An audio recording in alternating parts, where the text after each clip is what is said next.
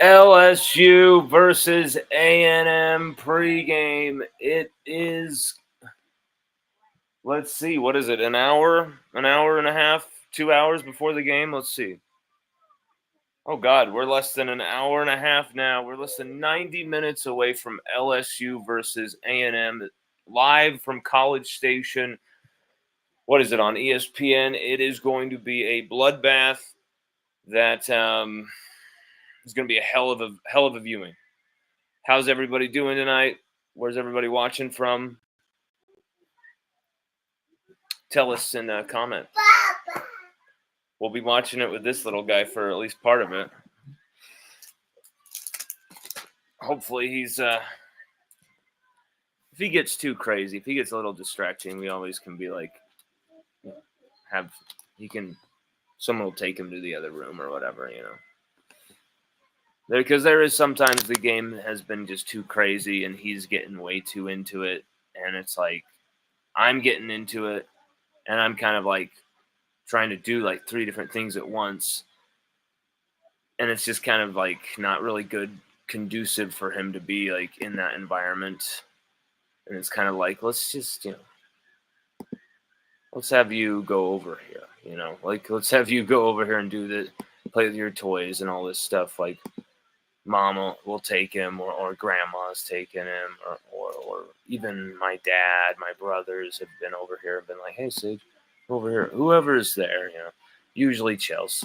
But this game, I think, is going to be one of those games where it's going to require a lot of attention to detail, not only from the players, from the coaches, but I think fans, you're gonna want to be really dialed into this one, I believe, because this game, I think, is gonna have it's gonna be a tale of a lot of different plays, adding up to equal this result. It's gonna be a bloodbath. I think every play out there is gonna matter. I think every play out there is going to have a lot of high stakes on it. Every turnover could potentially be a game-sealing turnover, whether that's in the first or the fourth. That's just how good each defense is. Each defense has only, LSU season high allowed 33 points to South Carolina. Okay. Texas A&M season high allowed 24 points, to Mississippi State. These are 2 very stingy defenses, very hard-hitting defenses. There's going to be some hitting going on, okay? That's what's going to be going on tonight. There's going to be some hitting going on. So if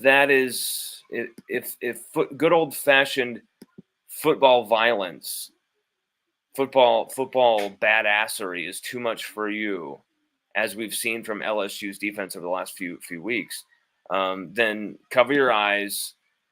This is going to be your scary movie for the Halloween season, and watch something else, because LSU, I think, are going to be coming out here to knock the crap out of the Aggies. And I think I'm absolutely fired up to watch this thing. Are you? I know that LSU are going to come to play. I know that Brian Kelly is going to have that staff ready to coach him up. I know that this team are going to give it all for 4 quarters. Are LSU capable of going into Kyle Field and bringing out a victory? Nussmeier in his first year starting, is he capable of doing what Jaden could not do?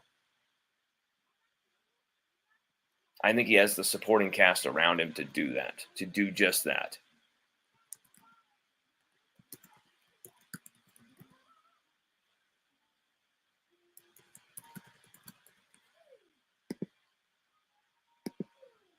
How's everybody feeling about this game? We, of course, predicted this game the other day. We've had articles all throughout the week.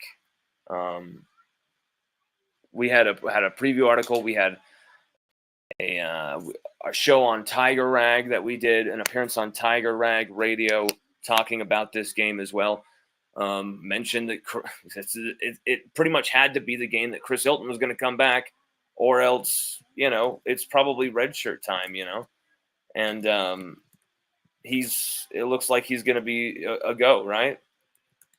That's what I've last seen and heard. Let's see if there's any development on that, as there has been every game this season. Somebody says one thing, and ooh, look, I know what is going to happen because it's here on the. Jesus, buddy, you're going to give me a heart attack. It's here on the roster in the press box, but it's actually completely not what they're going to do. You know, there's been stuff like that has been going on all season long with LSU, with the lineups. And so Chris Hilton, what's his status right now? Let me take a look. Jesus Christ, why won't this thing just post the fucking link? Okay. Sometimes some of these stupid things just frustrating.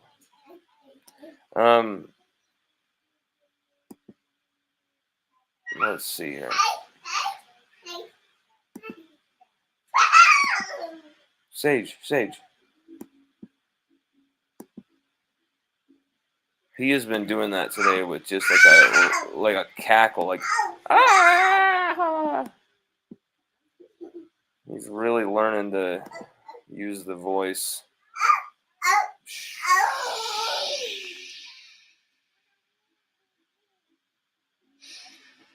Inside voice, bud. Inside voice.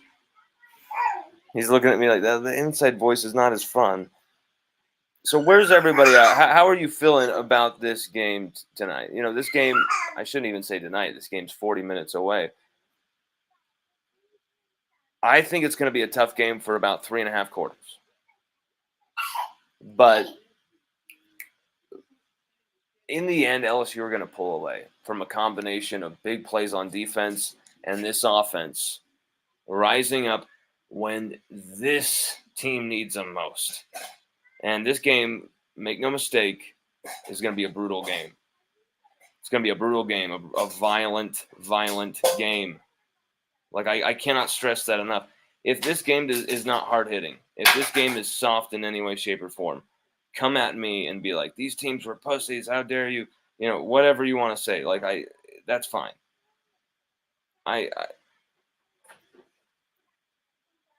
We've been wrong on things before. We'll be wrong on things in the future. We've been really good with breaking news and stuff like that before, but you're gonna make predictions about games and stuff like that. You're gonna get wrong. It's different than just reporting and actually getting sources and investigation. It's really, this is the SEC. This is the parody of modern college football with how just off the wall it is. Very off the wall. Where Vanderbilt over Alabama. I mean, just there's stuff that's just happened that's really, you know, that's how college football is nowadays. Wow. Like, you know, it's stunning how the sport has transformed.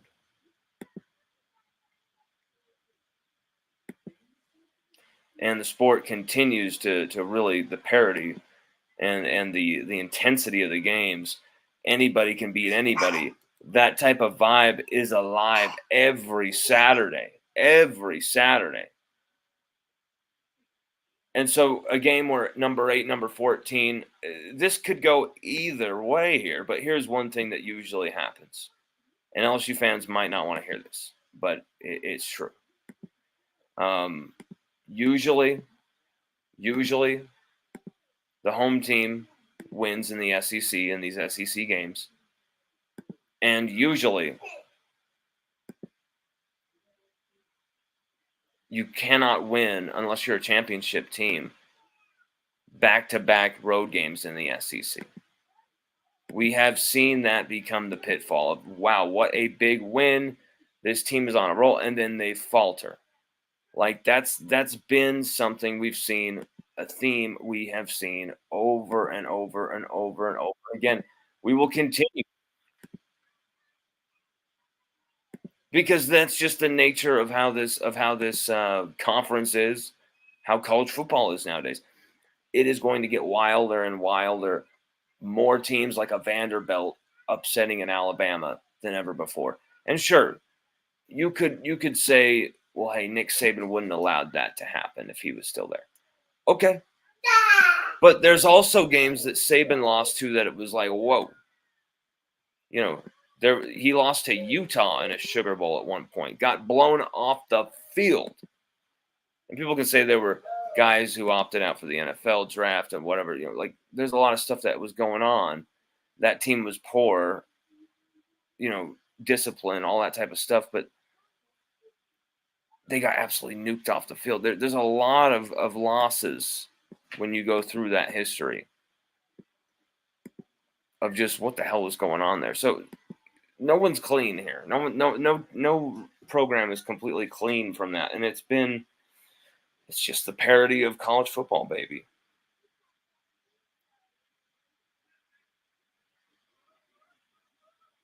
And tonight I think you're going to see, instead of like David versus Goliath, I mean, LSU obviously far more successful of a program, far more championship ready than A&M.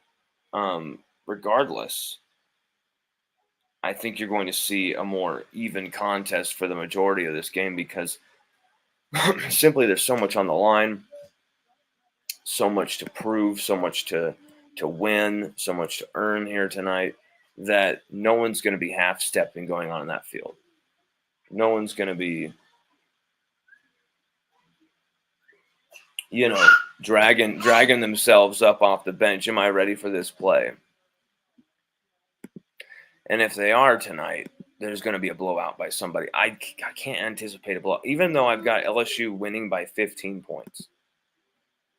31-16. I stress that it is not a blowout in the conventional sense in my mind. Yes, on paper, that's a blowout, whatever. Like, you can call it what you want. This is going to be a rough and tumble, physical bar fight. Just knock 'em, sock 'em, drag out violence fest. Just exactly in the Halloween mood and mindset, gore and everything for 4 quarters. But in the last part of that game, LSU are going to pull away and make A&M pay with a few deadly plays, a turnover of some sort, sack, fumble, Major Burns strip sack, fumble, something like that. Someone gets the recovery. I also like the idea of a Sage Ryan pick 6. I really think, I looked it up. He's never had an interception during his time at LSU. He's had some forced fumbles, some fumble recoveries. He's created some turnovers. He had a pass breakup that was picked off and returned for a touchdown by Frank Wilson IV. I think why not Sage Ryan get a pick 6 tonight? That really decides things. Because here's the thing. We pointed out that, yes, Connor Wakeman has beaten LSU before. But he only had to go 12 of 18 in that game to beat LSU. Are you telling me that this is some guy who knows what it takes to beat LSU? Like, okay, yes. In one way, yes. But is he ready for the type of defense that this team is going to have in comparison to what Matt House was dealing with even in 2022? And he only had to go 12 of 18, 155, 2 touchdowns, efficient, effective, whatever you want to say. He did not have to throw A&M to victory. If LSU and this defensive front, Kevin Peoples, Bo Davis is just bloodthirsty, badass defensive front. If they can take Le'Veon Moss out of this game early and often, take him out of this game, out of the equation, this thing can become one-dimensional. Braden Swinson, Savion Jones can pin their ears back. It might not be the edge guys getting sacks tonight. It might not be the linebackers getting sacks tonight. It might be the safeties getting sacks tonight. It might be a corner getting sacks tonight because Blake Baker is going to blitz everybody. Believe that. Tonight, the blitzes are going to come from all over the hell field. Like, this is going to be, you thought you've seen Blake Baker's, weird I formation set up. Like, you've seen nothing yet. Let me just tell you that. Okay, this is going to get crazier and wilder tonight with the formations, with the setup. However, it is Blake Baker. The creativity is alive, and it's helping this defense improve.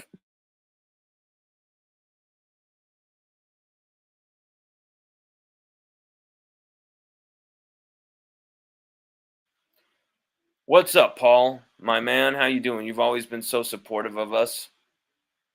It's from Georgia. We've got, you know what is really cool? We've got a lot of support and a lot of friends from Georgia. It's I think it's literally like second or third to Texas, and then of course Louisiana first. Seriously, like Georgia has always been so good to us. I love Georgia. I love going there. I love the people there. I love the food there. I love the music from Georgia. Oh my God, some of the greatest artists of our time came from Georgia. When you've got REM, the Allman Brothers, Mastodon, Deer Hunter, a very, very cool psychedelic indie rock band. Um, Georgia, my God, you guys are killer with everything. I love Georgia. Um, of course, like if there was one SEC school, I would actually, you held a gun to my head and said, you cannot be an LSU fan anymore. They don't exist, and we're gonna kill you if you try and create LSU as a football team or something. Like you have to choose someone else. I, Maybe Georgia would be that team just because of the vibe around everything. That it's just like that works for my life, and I feel at home there, but not as anywhere close with LSU and with Louisiana and the way those people have been reached out to me and have been amazing to me. It's still, I love the South, man. Love the South. So Paul, thank you so much for your comment. Um, and for always checking us out and watching our show. And seriously, Paul, um, give us your prediction. Give us your feedback of where this game is going to go tonight. Where is this game going? Is LSU going to fold under this pressure? Will LSU cave in this game and literally lose this game to Texas A&M and basically kind of give up on the season in a way? Throw ourselves nearly out of complete contention.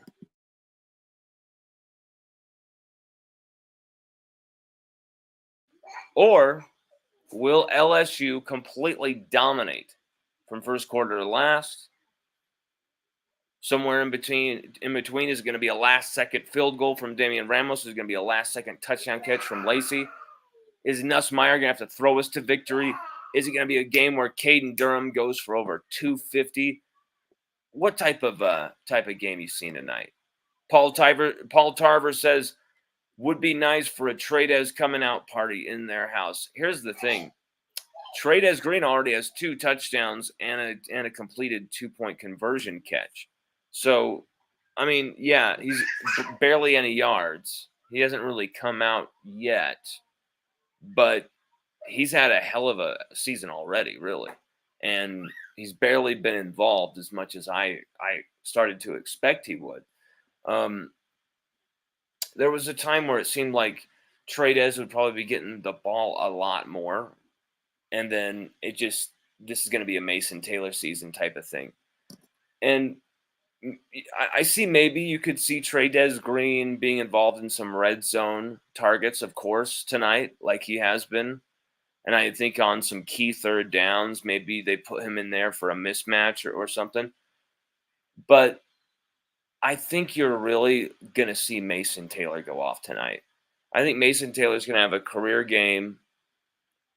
I think he's going to have 141 yards. I think he's going to have 2 touchdown catches, only 2 touchdowns from Nussmeier, 2 touchdown passes. Nussmeier will have 317 yards through the air. And I think that Sage Ryan interception touchdown return is going to really propel this team to victory. Let's see if there's any really need to make sure there's no crazy updates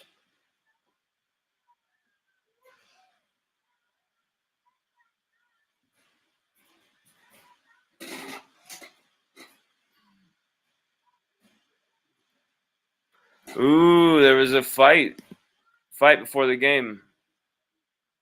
This is from Wilson Alexander, the advocate.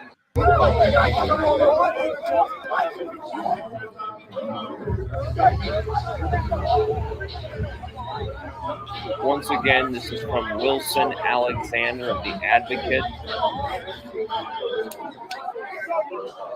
Wilson Alexander, the Advocate, posts this pregame. Look at that. I told you it's going to be a bar fight, and the game hasn't even started, and there's already a skirmish.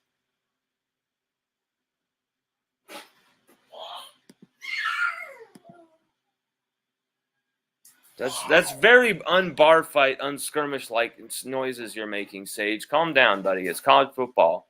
Okay? We're gonna turn this baby crap off. Like, let's get in the mood here, bud. Let's get this oh, here. Thank you. Let's turn this show off. You're having too much fun here. Seriously though, we need to get you in the mood of some football here, buddy. Like, this is just boy. So LSU A&M already in a fight. Early before this game's even begun. They're already out there fighting each other. I love it. This is college football. This is what you expect, you know. Once again, footage from Wilson Alexander of the Advocate. Wow.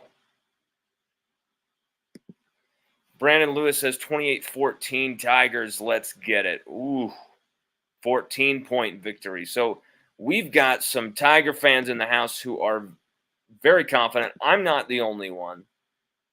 I'm not the only one who's confident. We're seeing a growing confidence. And you know what I think fuels this defense even more? Stuff like that before the game. Stuff like that before the game, I think, even fuels this defense more. And really, I posted this earlier, and I think it's going to come out to be a big factor for this team in this game. Okay, the tackling of the safeties tonight. Watch the tackling of the safeties, okay? We absolutely need them to be dialed in and making big plays, making stops, preventing explosive plays at the back end. Sage Ryan, he's got to continue the awesome play we saw last week where Sage Ryan, that was his best game as an LSU Tiger. He was off the chain. He was incredible. Jordan Gilbert, you've seen him grow from strength to strength after a really poor first few games to his LSU career. Jordan Allen, he's been injured, and he's out for this game as well, but he had a good start to the season, and we don't really know where he's going to be coming up here against Alabama. Hopefully he'll be healthy for that game. Will he come back into it and start for those games? Who knows? Deshaun Spears has played a good role at times. He's also allowed some big plays, a couple of touchdowns that have been on him. Major Burns, I don't know if you can call him a safety or a star or whatever you want to call him at this point. He's basically playing a star. He's had a rejuvenated, incredible. This is by far the best football he's played as an LSU Tiger in college. This is the best football he's played since he was at Madison Prep. Major Burns has been unbelievable. By the way, if you want to see this footage, Wilson Alexander, the Advocate, just posted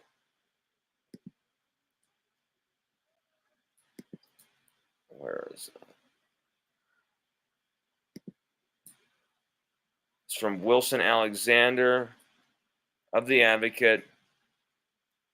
Good dude.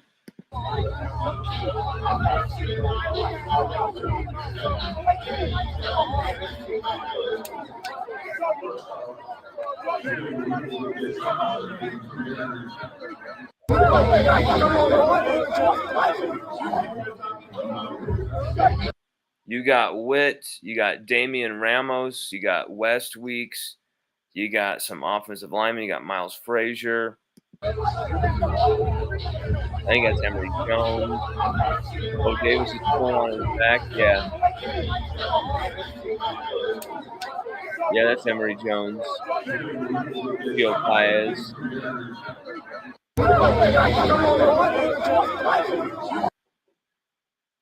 You really want to go into a fight against these motherfuckers? Like, you're an idiot. Texas A&M just woke up the beast. Like, what are you doing? You guys are idiots. Like, as if you needed to give us an injection of fuel to kick your ass and to put you into the ground. Like, LSU are about to feast on Connor Wegman tonight. You mark my words. This dude is going to get ripped the fuck apart tonight. And, you know, you really, you didn't need to do this. They didn't need to do it. Didn't need to come to this, A&M. It didn't need to come to this, where you're starting these shenanigans before the game. But you know what? You know what? Thank God Wilson Alexander was here to catch the apex of their shame, because now it's just going to get so much worse for them. It's going to be so much worse for them. Oh my God. Believe that. Believe that. This LSU defense, I mean, most of the guys who were right there in the heat of that moment, you're not going to be concerned about how are those guys ready to play tonight? Were they in the mood to play? Hell yeah, they're going to be in the mood to play, because no matter how they felt coming into that stadium, we know how they're going to feel going into that locker room for the final dressing up, final meeting, final talk with the head coach. They're going to be coming out there ready to dial it up and absolutely knock some motherfuckers around.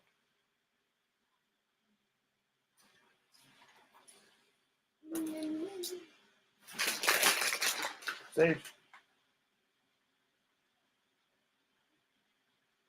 This game is about to get real, folks.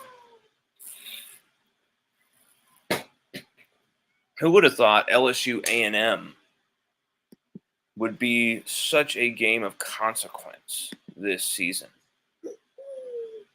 Some water? There you go, bud. Who thought this game would be one of such consequence? It's so crazy. I love how the SEC is always such a weird conference, and this isn't a 2007 season quite yet, but it's close. I think people who discount that it is at all are foolish, because I mean, the amount of crazy comebacks and crazy upsets and teams who had really no business losing like they did, and they fell. Vanderbilt beating number 1 Alabama. That's the number 1 team in America. And there was literally a weekend where 5 of the top 10 lost. I mean, it's just crazy. I mean, and one of the top 10 teams escaped in like triple overtime or something, like Miami. It was madness. Okay, this season has been crazy. I think it's going to sneak up on them even more as it continues. This season's just going to get wilder and wilder. And we all know what happened at the end of 2007. LSU, we're the king of the wild.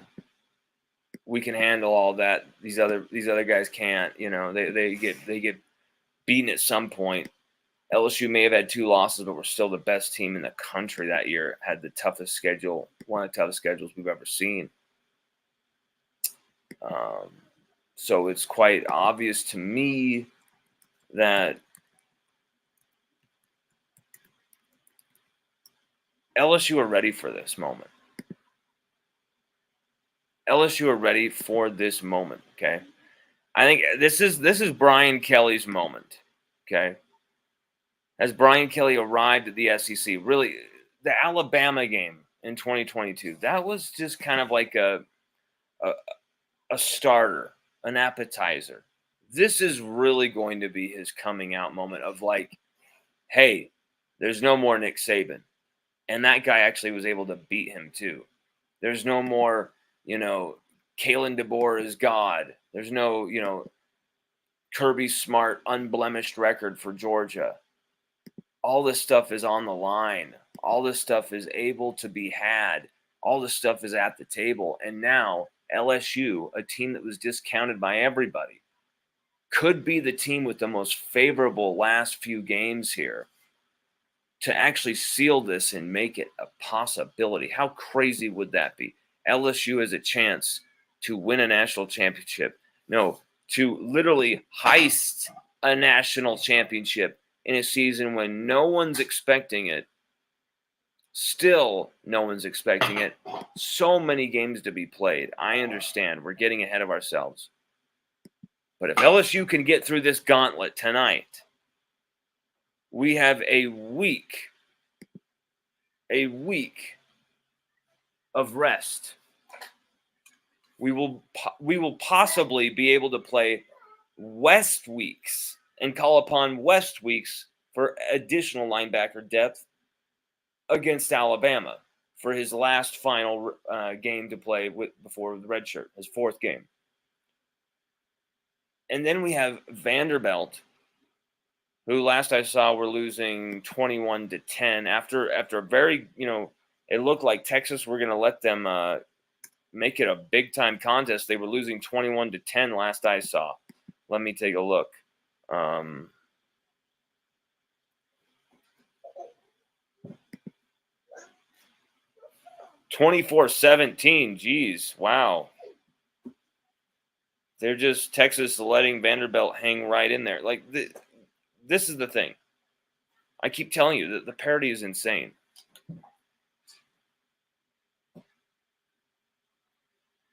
At the same time, you've got a team like Oklahoma left on the schedule, and that's a home game. You got Vanderbilt, who, if they lose this game, I think that kind of breaks their will and kind of like breaks whatever intensity they really had after that Alabama upset. Kind of like the honeymoon's over, And I could see that happening here. Texas surviving against Vandy, and it kind of breaks their will. So then LSU have a team that's will's kind of broken. They have to come into Tiger Stadium and try and prove something. Like, something could happen. Diego Pavia has done it before. Okay. But you think LSU are probably going to win that game, right? And then Oklahoma can't even score a point. Coming into Tiger Stadium, LSU always has a favorable history against Oklahoma. Won a national championship and a semifinal against that program. Always seem to get the better of them. Like, that's going to be a game LSU heavily favored. Heavily favored. Alabama, yes. Still ranked 15th. Right now, destroying number 21 ranked Mizzou, who only have one loss, 34-0. Although Mizzou were kind of the king of frauds, really. The song "King of Pain" by the Police. There's a little black spot on the sun today. Remember that song?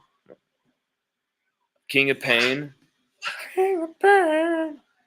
I always be king of pain. Remember that terrible song? Yeah. Actually, I love that song. I'm singing it terribly. That's what I was trying to say. But really, you've got Missouri, the king of frauds. Wow. 34-0 to this Alabama team. Jaden Milroe is 16-26 for 215 yards, 0 touchdown passes, 0 interceptions. Like, how are they scoring in this game? Like, Alabama are shit. I don't care how much they win over Missouri. Like, I really don't. 4 rushing touchdowns, including one from Jalen Milroe. No one over 79 yards. And it's 6 minutes left in the fourth quarter. 6 minutes left in the fourth quarter. You've basically dominated Missouri. Your leading rusher is 79 yards. You only had 4 rushing touchdowns. Jalen Milroe didn't even throw a touchdown pass tonight. It's not when Garrett Nussmeier didn't throw a touchdown pass or a pick last week against Arkansas. We did that because we were dominating on the ground. 158 total, and it was Caden Durham over 100 yards. This is a situation where Alabama are just ugly.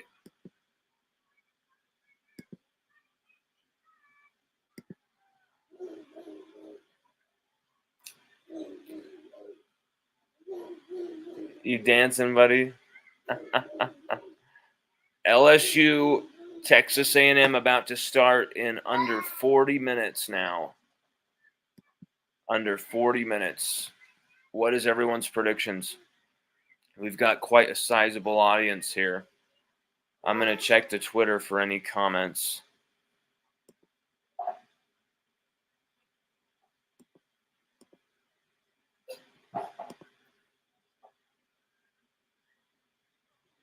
Sorry if I miss any comments from the Twitter thing. We never check it. How do I look at the chat thing?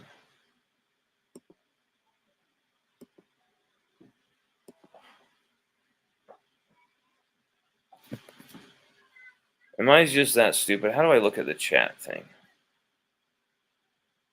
Okay, whatever.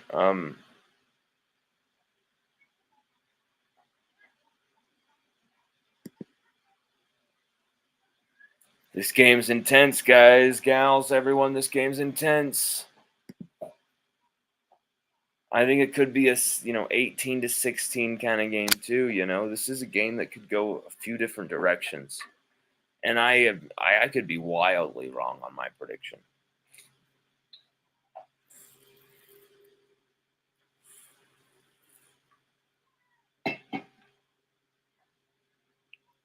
The reason I don't think we're going to be wildly wrong on that prediction, though, is because LSU continue to play with such an intensity and a swagger that really just says, hey, you know what? This team, they're here to stay. That's really what it says to me. Not just like, oh, LSU are good, they're improving. It's like, this is a team that's going to continue to do this. Now, an injury to Garrett Nussmeier could change all that in an instant. So don't kill me if LSU lose 31, 15 themselves, and the reason is, something like that. These things can be quite fickle. At the end of the day, really, it all comes down to the players, coaches, everything working in a concert.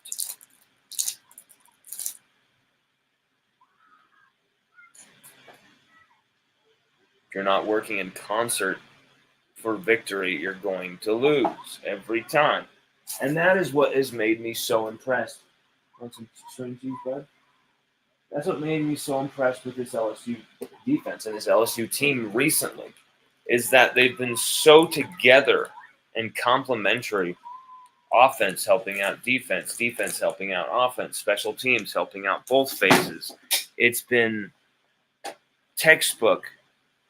What Brian Kelly's probably salivating over some of these attributes of this team.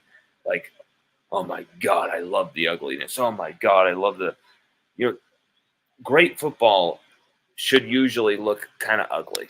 Great football shouldn't always be this pretty Kansas City Chiefs, throw over 400 yards every game type of bullshit. Usually it's tough, grind it out, 21-14 type games here and there. And if you're a team that's incapable of getting through that, usually you're going to be a team that's incapable of winning a championship. You've got to grow a pair, and you've got to get tough at some point. This LSU team already has, long ago, gone through that kind of metamorphosis of growing a pair, kind of figuring it out, becoming a team. And when you watch this team play defense, it's not like, oh, Whit Weeks just made a play. My mind kind of goes like, yeah, Whit Weeks kind of led that play, but like 3 guys are in on it, or this guy made a play, but like 4 other guys are in on it. Whit Weeks is supporting it, or Whit Weeks created it. They set each other's tackles up. They finish each other's tackles like, an old elderly Jewish couple finish each other's sentences. Like, these guys have been incredible. They've been impeccable on defense for Blake Baker. They have been such a goddamn joy to watch. I've been so impressed with this defense. And you know what? It's been when all these guys who LSU were supposed to not be able to win without, Harold Perkins, Jacoby, and Guillory, it's been with those guys out. Obviously, LSU would be a better defense with Jacoby and Guillory. Obviously, LSU would be a better defense with, Harold Perkins, and we know how to use him. Okay. But this team, how we have them right now, I'll take it every day of the week, baby. This is a beautiful team to watch because you're going to get maximum effort. You're going to get 100% on every play from everyone. You know that they give a fuck. That is literally like so baseline to me, but it's something LSU teams had lost over the last few years. You know they give a damn. You know they're going to battle for everything out there, right? That's what you know you can count on with this team. And so if they're down 17 points in this game, which I just can't see happening, if they are, don't change that channel. Don't go to sleep. Don't go and get drunk at the casino. LSU are going to find a way back into the game. And usually they're going to get better in the game as it goes on as well, even if they're losing. And that's just what we've seen under Brian Kelly. And that's kind of the identity of his teams. They handle adversity just like their coach. They traverse adversity just like their coach. And there's going to be some adversity tonight. There's going to be some difficulties tonight. There's going to be some intensity, some problems, some corrections that must be made. There's going to be some hell to pay at times. There's going to be some decisions that must be made very critically and right now, or we're going to lose this thing type of moments. There's going to be moments where LSU's fantastic staff who have really turned things around for this program, Kevin Peoples, Blake Baker, Bo Davis, Jake Olson, but of course, Joe Sloan, Cortez Hankton, Brad Davis, all these guys we already know on the staff who've been there and have done that already. All of the mix of old and new. They're under the microscope tonight. Joe Sloan under the microscope tonight in a big way, especially offensive coordinator. He has been criticized in a major way. Sometimes it's been valid. Sometimes it's been harsh because sometimes it's easy to say, oh, bad play call. That's the problem with that play call. It's harder to actually watch film and then actually look and see what's going on and go back and watch each play over and over and over and over and see kind of when the screw up occurred. And usually what you find, come here, buddy, come here. Want some yogurt? Usually what you find with Joe Sloan and a lot of these play calls where he's been criticized is just some terrible execution or a terrible miscommunication. Yes, there have been some poor play calls from Joe Sloan. Any offensive coordinator, you're going to find them. The reason Mike Denbrock didn't have poor play calls last year was because he had a guy who could average, over a first down every time he touched the ball from the quarterback position. Jaden Daniels. It's insane, of course, Made him look good, okay? Joe Sloan has been exposed at times this season already. Joe Sloan has been at his lowest this season already. Joe Sloan has been at his most doubted this season already. Joe Sloan has been at the most criticized already. Joe Sloan is rising at this moment. He's finding his feet where this offense is finding its balance as well. This offense is finding a way to attack teams and to say, listen, we're going to dictate terms to you. This is the offense we thought we were going to see from week one on. We never thought we were going to see such a lack of a control in the running game. We never thought we would see a running game that was so desperate for anything on the ground that we would go and turn to a true freshman. You know, I mean, it's just it's stunning how this team is transfixed. But here's the thing: who made that call? Who was interested in making that call? Probably Frank Wilson, but Joe Sloan had to approve that thing as well. These guys know what they're doing. I think this is a moment where they're going to be tested. And sometimes things just don't go your way. Sometimes you make critical errors to make it not go your way. We're going to see what happens tonight. It's going to be all right there for everyone's viewing. The whole world's going to be watching. The whole college football world's going to be watching. This is going to be a very tasty, tasty one. Drink this one in. This is why we love college football. Games like tonight.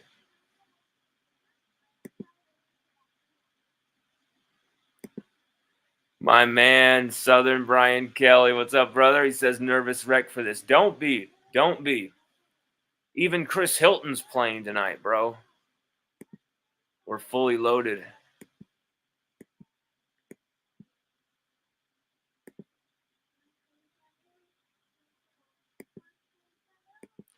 LSU looking like they've got a good setup tonight. I'm really confident with who LSU have on this roster and who